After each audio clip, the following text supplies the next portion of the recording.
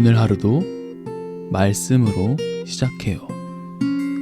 데일리 큐티 나눔 데큐나. 참 좋으신 하나님 아버지, 오늘도 큐티를 통하여 말씀하여 주시고 주의 뜻대로 살아갈 수 있도록 인도하여 주시옵소서. 예수 그리스도의 이름으로 간절히 기도드렸습니다. 아멘.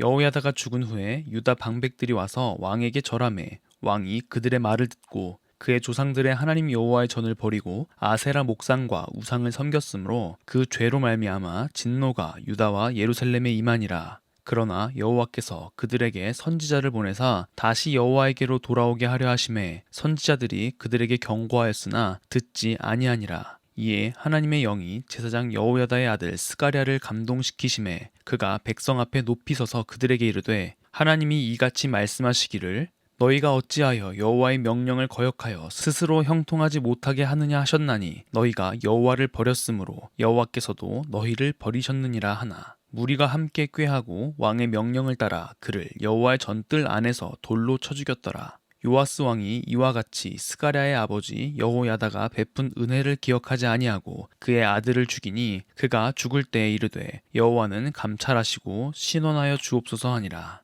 1주년 말에 아람 군대가 요아스를 치려고 올라와서 유다와 예루살렘에 이르러 백성 중에서 모든 방백들을 다 죽이고 노략한 물건을 다메섹 왕에게로 보내니라. 아람 군대가 적은 무리로 왔으나 여호와께서 심히 큰 군대를 그들의 손에 넘기셨으니 이는 유다 사람들이 그들의 조상들의 하나님 여호와를 버렸음이라. 이와 같이 아람 사람들이 요아스를 징벌하였더라. 요아스가 크게 부상함에 적군이 그를 버리고 간 후에 그의 신하들이 제사장 여호야다의 아들들의 피로 말미암아 반역하여 그를 그의 침상에서 쳐 죽인지라. 다윗성에 장사하였으나 왕들의 묘실에는 장사하지 아니하였더라. 반역한 자들은 암몬 여인 시므앗의 아들 사밧과 모압 여인 시므릿의 아들 여호사밧이더라. 요아스의 아들들의 사적과 요아스가 중대한 경책을 받은 것과 하나님의 전을 보수한 사적은 다 열왕기 주석에 기록되니라. 그의 아들 아마샤가 대신하여 왕이 되니라. 아멘.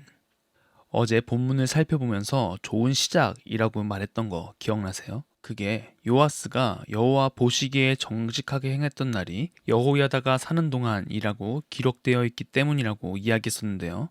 역시나 오늘 본문을 보면 요아스의 끝이 매우 안 좋은 것을 알 수 있습니다. 여호야다가 죽자마자 방백들이 왕에게 와서 무슨 말들을 합니다. 그 내용은 자세하게 알 순 없지만 그들의 말을 들은 여호야다가 행한 것을 보면 짐작은 할 수 있을 것 같아요. 18절인데요. 그의 조상들의 하나님 여호와의 전을 버리고 아세라 목상과 우상을 섬겼으므로 그 죄로 말미암아 진노가 유다와 예루살렘에 임하니라. 아멘.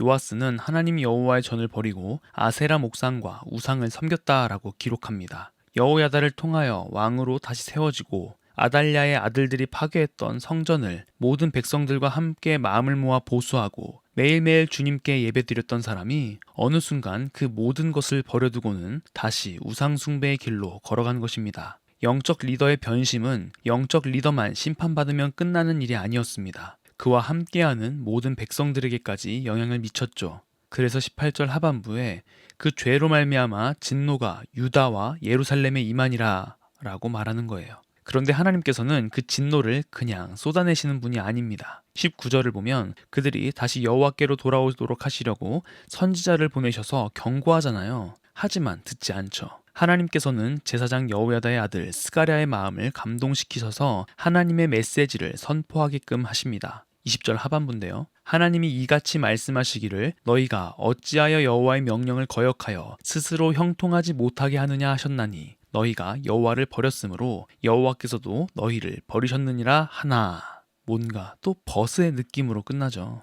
여호와께서도 너희를 버리셨느니라 하니 그들이 회개하였더라가 아니라 버리셨느니라 하나. 벗 21절이요. 무리가 함께 꾀하고 왕의 명령을 따라 그를 여호와의 전뜰 안에서 돌로 쳐 죽였더라. 하나님 앞에서 회개해도 모자랄 판에 선지자를 여호와의 전뜰 안에서 죽여요. 거룩한 성전에서 살인도 저지르는 것이죠. 22절에서 역대기 저자는 요아스에 대하여 이렇게 평가하는 것입니다. 스가랴의 아버지 여호야다가 베푼 은혜를 기억하지 아니하고. 이미 그는 자기가 받았던 은혜는 안중에 없던 거죠. 자기가 목숨을 부지하고 성전에서 숨어 살 수 있게 되었던 것도, 왕권을 이어갈 수 있었던 것도 물론 하나님의 언약 안에 이루어진 것이겠지만 여호야다가 세운 공이 엄청나잖아요. 인간적인 관점으로 바라보더라도 그렇게 은혜 입은 사람의 자녀를 죽였다는 것은 상상도 안 되죠. 다윗도 자기를 죽이려고 했던 사울왕의 아들 무비보셋을 아주 극진히 대해줬잖아요. 그런데 그런 모습은 온데간데 없는 거예요.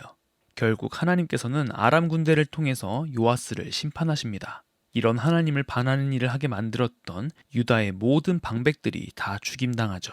심지어 적은 아람 군대 무리로 심히 컸던 유다 군대를 치십니다. 요아스는 이 전쟁에서 크게 부상당하고요. 그리곤 요아스의 마지막은 어떤가요? 그의 신하들이 여호야다의 아들들의 피로 말미암아 반역하여 요아스를 죽입니다. 다윗성에 장사하였으나 왕들의 묘실에는 안장하지 않죠. 하나님의 언약 안에서 좋은 시작을 했던 요아스의 말년은 어떤가요? 참 안타까운 일입니다. 오늘의 큐티 생각해보아요. 요아스의 말년이 어둠 속으로 향하는 것은 결국 우상숭배가 그 시작이었습니다. 말씀을 통한 하나님의 경고도 무시하고 회개하지 않았었죠. 우리는 죄에 민감해져야 합니다. 물론 죄를 완전히 제거할 수 있는 능력은 우리에게 없지만 그럴 때마다 우리를 끝까지 인내하시고 사랑해 주시는 하나님께 나아가야 합니다. 그것이 우리가 살 일입니다. 잠시 우리의 하루를 돌아보며 회개하는 시간을 가집시다. 오늘 하루 여전히 죄악 속에서 살아가는 우리이지만 하나님의 말씀에 민감하게 반응하여 죄를 지어 하나님과 멀어지는 그 순간순간마다 하나님께 엎드러지고 회개함으로써 다시 살아나는 그런 우리 모두가 되기를 소망합니다. 기도하겠습니다.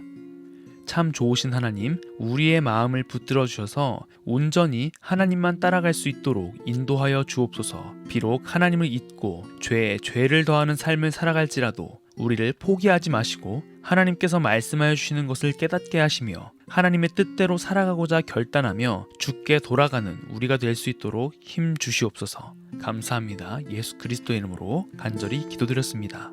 아멘.